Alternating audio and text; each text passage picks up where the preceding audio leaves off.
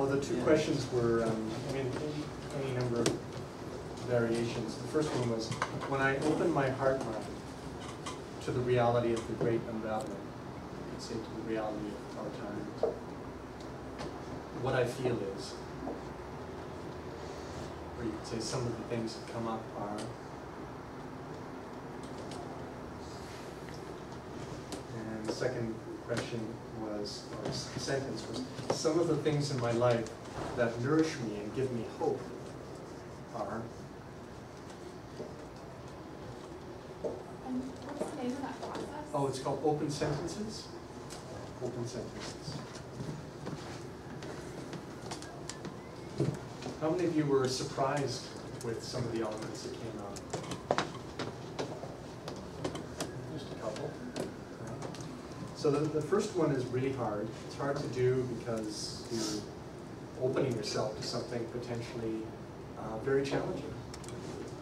And obviously in the limited time that we have together in this context, you rightfully probably modulated what could come up. But under the right conditions, you might be surprised at the levels of grief and anger and terror that are lurking just below the surface. And the thing to remember, however, is that these are all appropriate responses.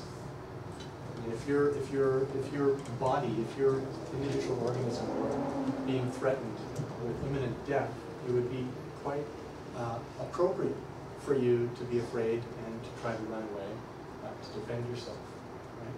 Well, this is what we are all facing as a species. It's what the whole fabric of life is facing, and we are woven into that fabric. So it's quite natural that we would be feeling, or at least that these feelings are happening somewhere, even if we're not fully conscious of them. Now, why contact these feelings? Well, we know from psychodynamic psychology that to the extent that we repress or dissociate elements of our own experience, we're not fully present to the world. We're not able to access the full resources that we might otherwise be available in terms of energy, in terms of presence, in terms of gifts. We're basically living a fragmented life, and that's not a good thing. That's the definition of dis-ease, of illness. Now, Joanna points out something quite remarkable as well, namely that if you find yourself feeling anger, rage even, you wouldn't feel that rage unless you were fiercely attached to that which you fear is about to be threatened, is being threatened. And in this case, it's life itself. It's the earth community in which we are embedded, of which we are a part. So the rage that might come up is actually another expression of a fierce love for life. So to somehow contact a safe and mindful bridge to that terror, to that rage, is actually simultaneously making a bridge to passionate love. Similarly, for the fear or the grief, you only grieve something that you value and you love. So this is another reason for contacting and giving voice to these feelings. Okay. Now, particularly with the second sentence, what nourishes you and gives you hope. I wish I could have heard everything that came up for you, but certainly one of the grounds for hope is that these are not the only two stories going on right now, business as usual and the great unraveling. There are all sorts of other stories going on, stories that involve the active engagement in, on the one hand, trying to halt the wheel of death represented by business as usual. It's a kind of wheel of death.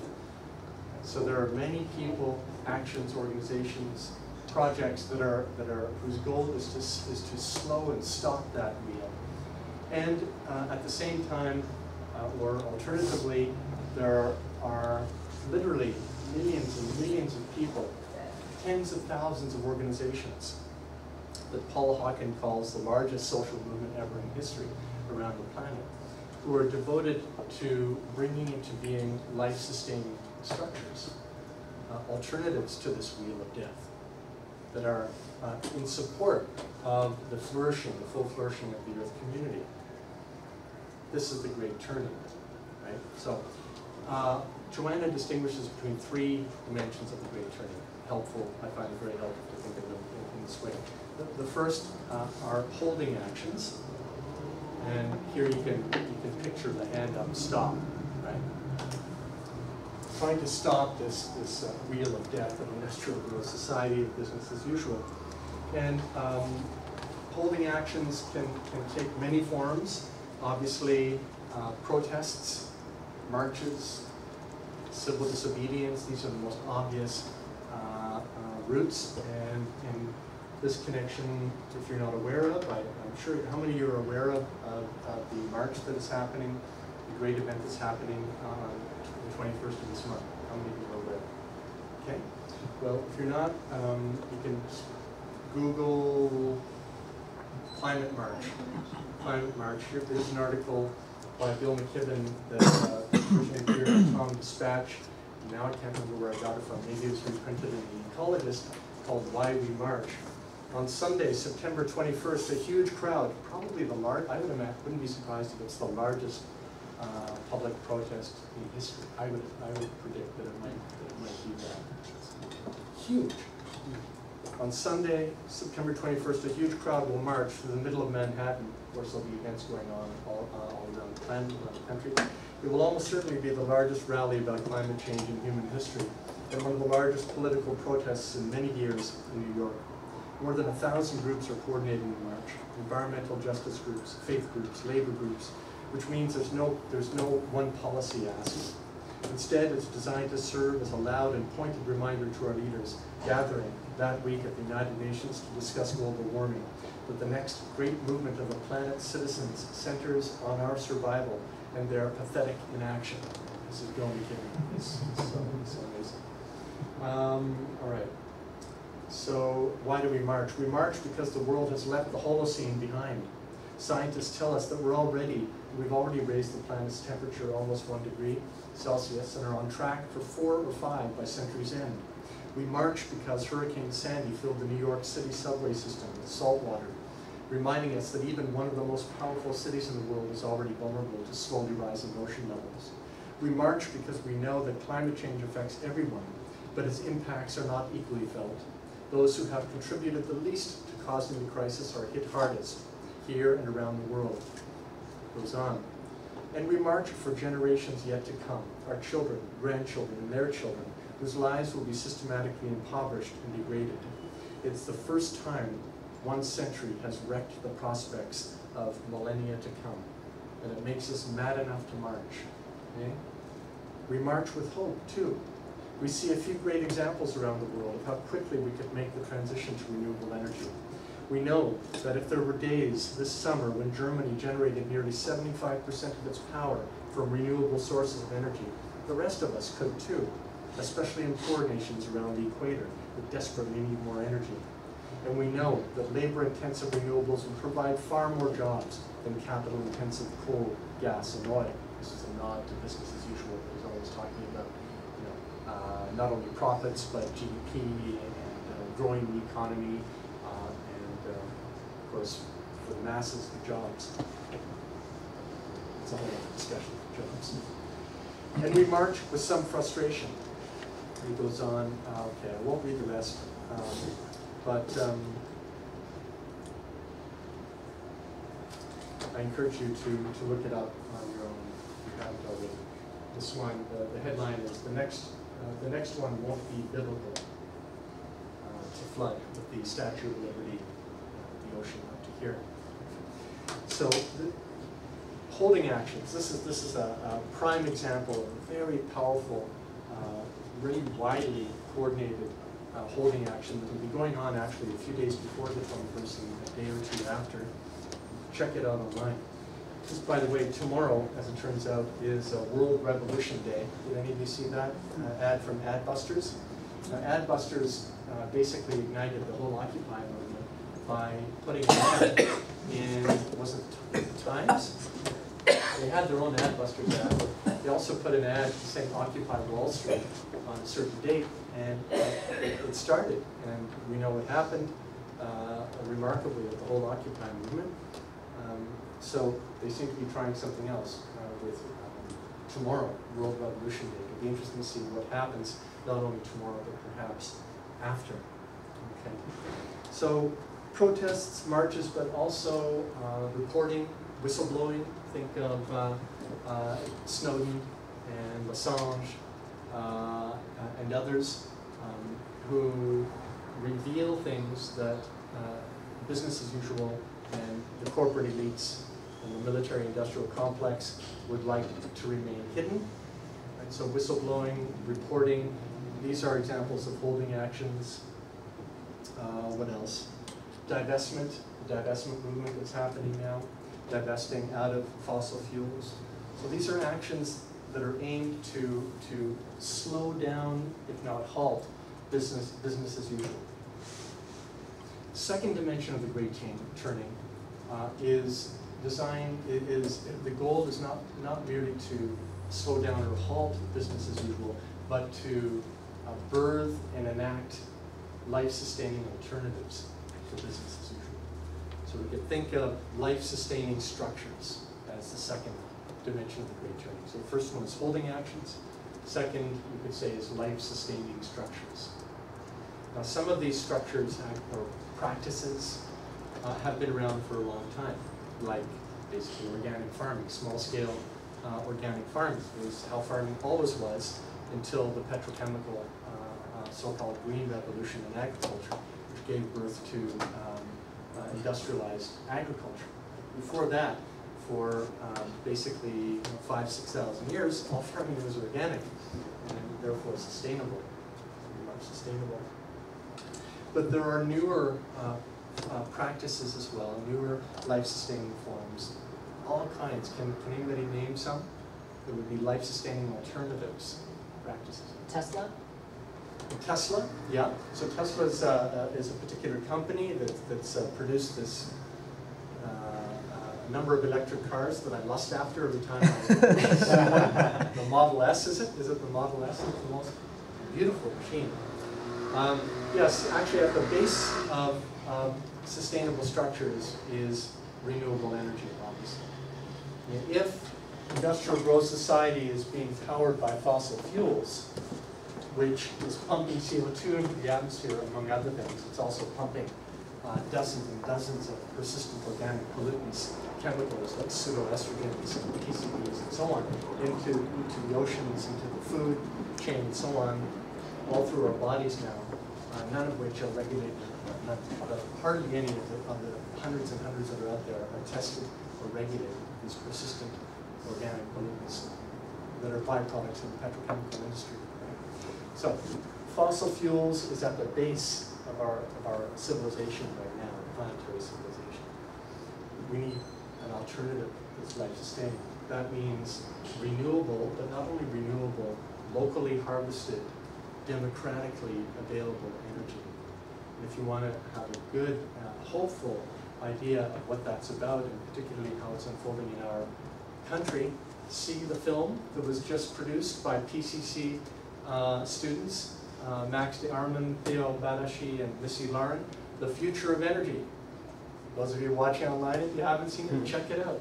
Actually, the Climate March event in New York is going to be featuring the Future of Energy film. It's going to be shown to thousands and thousands of people. They are in New York as we speak, getting ready for the march. I think they're already there. Tonight. Tonight? Tuesday night at They're going tonight? At Ethical Culture on 64th and Central Park It's been West. shown several times, Yeah. I noticed. So renewable, locally harvested, and intelligently distributed and available energy. If you want to get a sense of what that's about, read Jeremy Rifkin's two last books, The Third Industrial Revolution, or the most recent one, Zero Marginal Cost. The Zero Marginal Cost Society. It doesn't sound like a very exciting title to me. The subtitle, though, is The Internet of Things. Wow, what's that? That sounds interesting. The Collaborative Commons and the Eclipse of Capitalism. That sounds interesting to me. But the way you get to, or what the result of, or behind these three phenomena that he outlines in his book, The Internet of Things, the Collaborative Commons, is this phenomenon of approaching a zero marginal cost society. It would take me too long to explain what that means. But at the root of it is the possibility of locally harvested, intelligently distributed, laterally accessible renewable energy, mostly solar, but also wind and thermal and biomass, but mostly solar. And that's happening. Did you know that last year alone, China installed more renewable solar gigawatts than the US has in the whole of its history? Just last year. Anyway, so there are very, very many hopeful things going on right now. The cost of solar is finally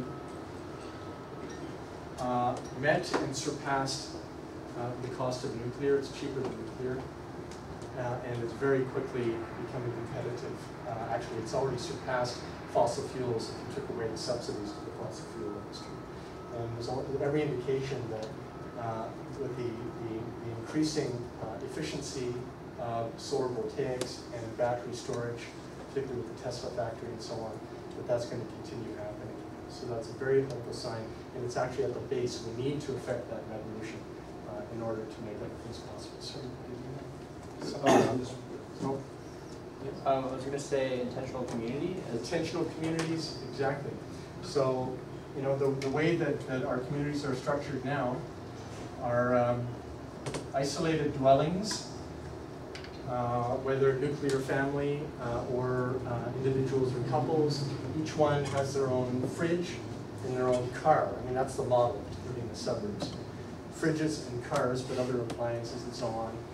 And so that you have an inflow of products that are consumed most efficiently by these types of arrangements. Not very efficient. Sorry? Not very efficient. Well, it's very efficient if your goal is to maximize profit. Yeah, you're right. If your goal is to minimize ecological footprint and to not destroy the planet, it's not efficient. You're right. So in terms of ecological efficiency, it's wildly inefficient, but it's very efficient for maximizing profit. And so that's how, you know, the suburbs were structured. This is how still the cities are structured, and so on. But it's changing with intentional communities where people share a fridge, where they share a car. For instance, I feel like Airbnb for accommodations, city car shares, and so on. These are all manifestations of what we also see in more intentional communities, where people come together and share resources in more efficient ways, usually linked to local markets and so on. I feel like gift economy could be a subset of that also. Gift economy is really big. It's leading edge. Yeah, it's that's a direct challenge, of course, to the capitalist mode, the gift economy. Did somebody else have their hand up there? I was going to mention the transition town movement. Transition town movement is a great organized actual movement that brings together many things based, first of all, on localized communities, renewable energy, organic farming, local currency, so local exchange trading systems or local currencies. These are all potentially life-sustaining structures. So, I mean, there's so many of them, but you can get a handle of it by thinking of just how our planet is organized at the base, energy and productive activity in terms of making things. Once we get the energy thing arranged, then we need to look at what we're making and how we're making it. and in particular food, that's the first thing. Secondly, all of the things. So food and things. So energy, food, and things. Those are the three things at the base that we need to get right if we're going to transition. I admire the work of Charles Eisenstein, and he expresses the concern that we may find renewable energy, but without evolving spiritually. And I share that concern because if we find a way to sustain the egotistical species forever, like what's the point, you know? Like it would maybe be better for us to go extinct than to, you know, maintain this kind of industrial growth society and find a way, like through solar power or something, to keep it going, you know? So, in your opinion, do you think that evolution of consciousness will automatically go along with evolution of our science, or will it still stay behind a step?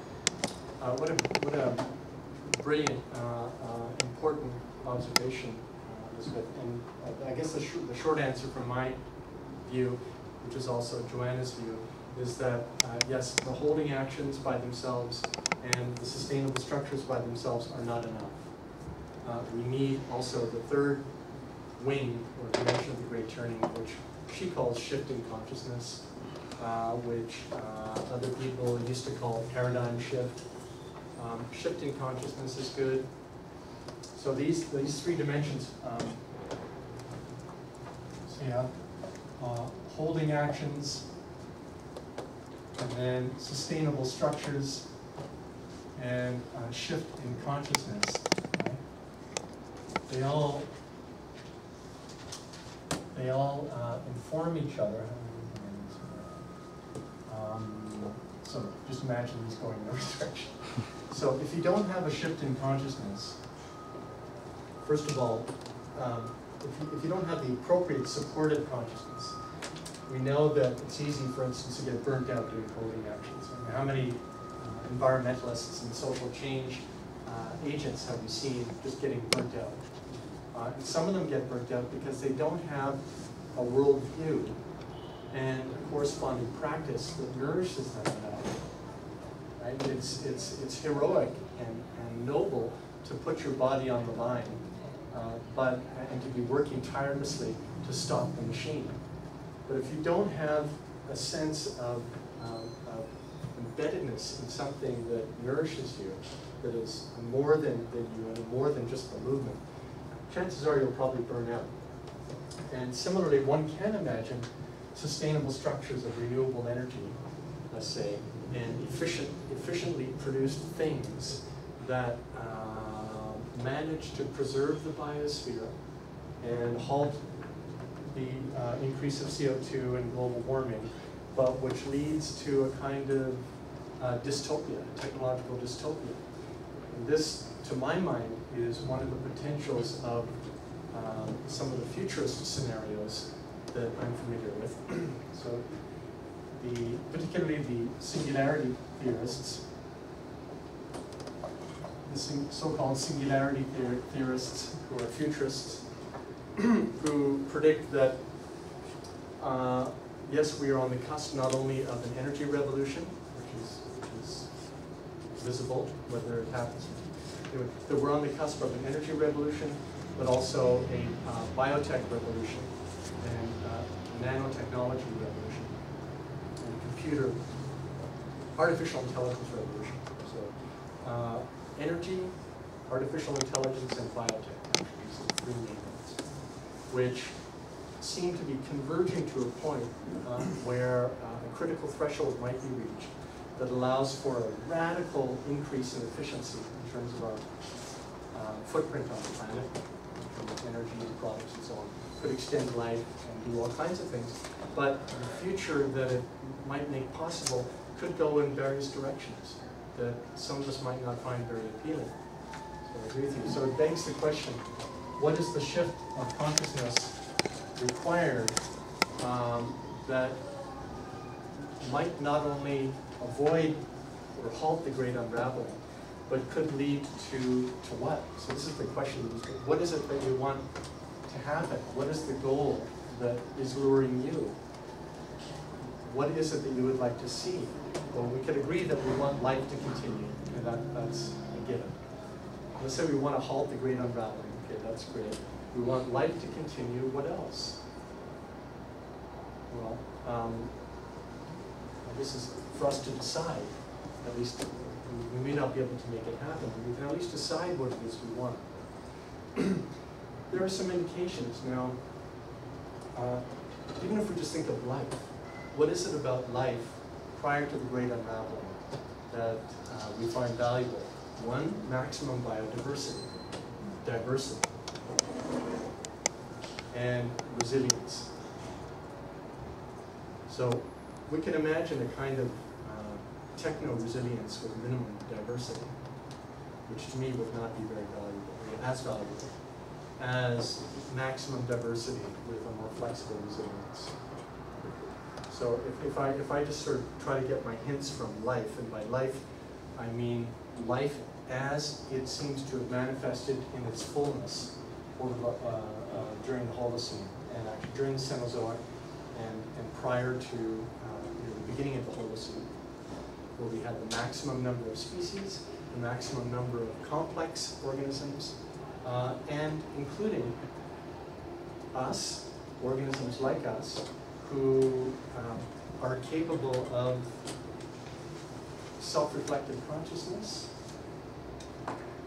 that can manifest at least in two ways. One, eventually in being able to understand the mystery of our own origins and give an account of how the cosmos has arisen and given birth to us, which Brian Swim, our colleague, has been calling the new story, which many people are now calling the big history, or the history of the cosmos. That's an amazing gift that has arisen in our species as a result of the appropriate conditions of biodiversity and stable climate and stable conditions that have allowed us to come up with that. Yes, that would be a kind of theoretical wisdom, but there's also the values of compassion and love that many traditions, all of the great traditions, hold as the highest value. But it begs the question, what are the highest values? Right? And here we get into a shift of consciousness. We could say that this involves worldviews. And this is probably the central activity that we're engaged in here in PCC, is raising to consciousness worldviews and starting to engage actively with them, not just being unconsciously embedded in a worldview and reproducing it without knowing it, or wildly challenging it without much self-consciousness. We are trying to, first of all, become conscious of worldviews, what they are, which ones are in play, and actively, creatively engaging them to birth a world from a view.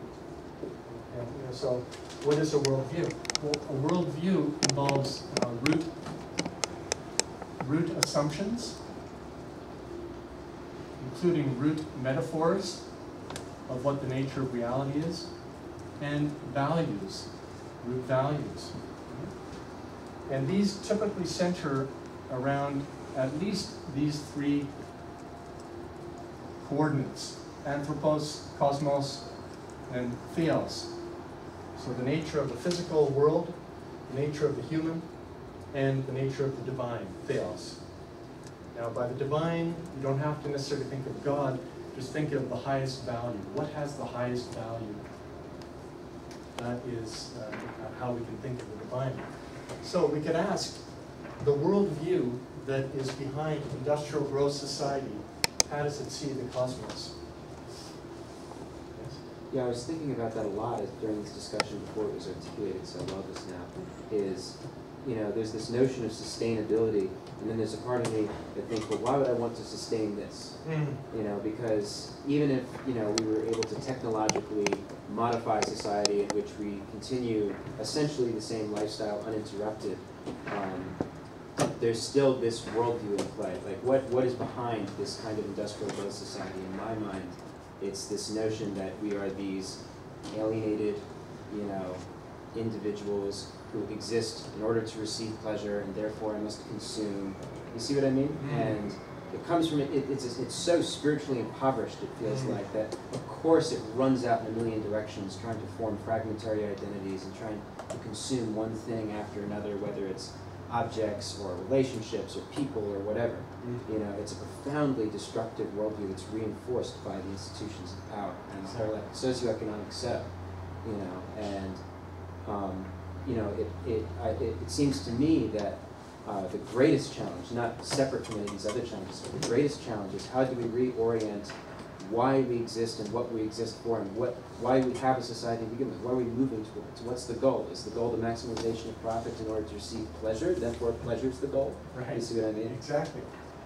Brilliant. That's it exactly. What is the highest value? Well, could I respond to that? It's just my opinion. That question, I think it's just a hypothetical question, because right now it's not happening. It's still mass extinction and a lot of destruction going on in this world. We are not, this over 6 billion people are not using a life-sustaining system right now.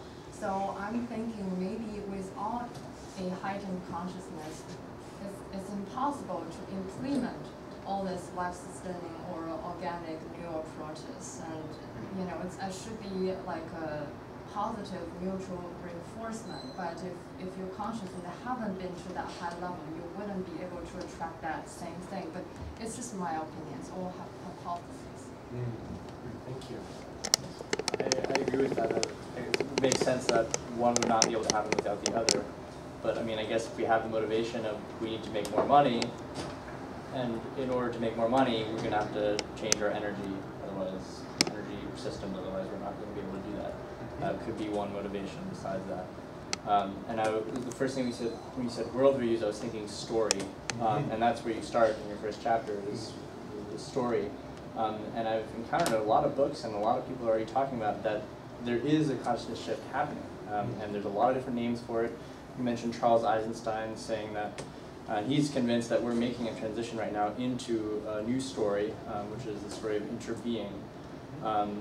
So whether you believe it or not, it seems that we are having a shift, and it would be a shift from these we think we're separate, we think we're all doing our own thing, we're all little gods consuming, and in fact we're going to realize, and I think Brian Schwinn presents very beautifully, how interconnected we all are, and we won't have a choice, I think.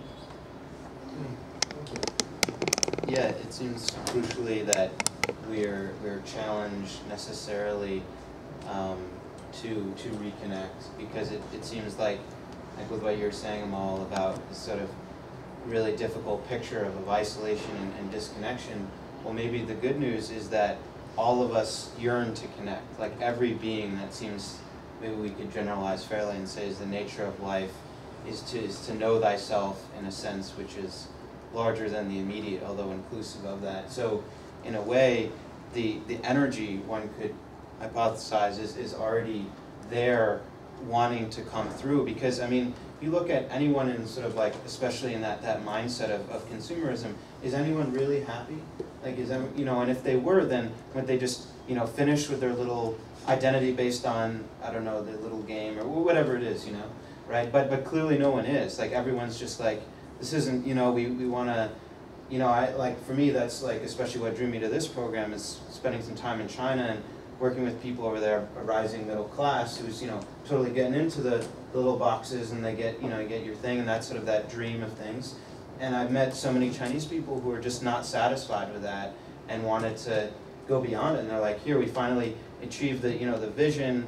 We're supposed to be happy, but we're not. We want more. And that's, some people connect that to a rise of volunteerism over there, a growing environmental movement. So maybe the good news is that in some ways we can allow ourselves to trust in our own deep nature, wanting and needing to rise through. Elizabeth? Yeah, you said part of what I was going to say, but I wanted to speak to what you were saying about consumerism being equated with pursuit of pleasure, and I agree partially and I disagree partially, because I don't think pursuit of pleasure is the problem. I think the problem is ignorance of what actually makes people happy. And because like you were saying, like people aren't actually happy. Once you get on the consumer's tracking, like that's all in. You think you're doing things that are going to make you happy, but you really aren't. Yeah. And like, I mean, I don't think humans are ever going to stop like seeking, you know, their best good. That's the nature of life, and I think it's usually a pretty positive thing. It's why we're all here today. And it's when that gets, I don't know, I guess warped, but not in a sense of like warped at the baseline of like there being like a sin nature or something like that. It's like, I feel like it's very surface, this warpedness, and that once we shed that, the pursuit of pleasure can take us to places that we can't pursue right now, because we'll be able to create this kind of society where people actually can be happy and it won't be killing Earth. Ken, maybe, do you mind holding? Because I'm conscious that we're probably longer than we normally go before break. But just subtly do a little sewing of that thought field, that etheric field, so that the thoughts and the energy, the insights that you have now will be available to you after the break, and we'll continue. Okay? Thank you, Sean. Yeah, we'll Really continue. wonderful. We'll continue. I know we're gonna get more, but we already got a lot. Great. Okay?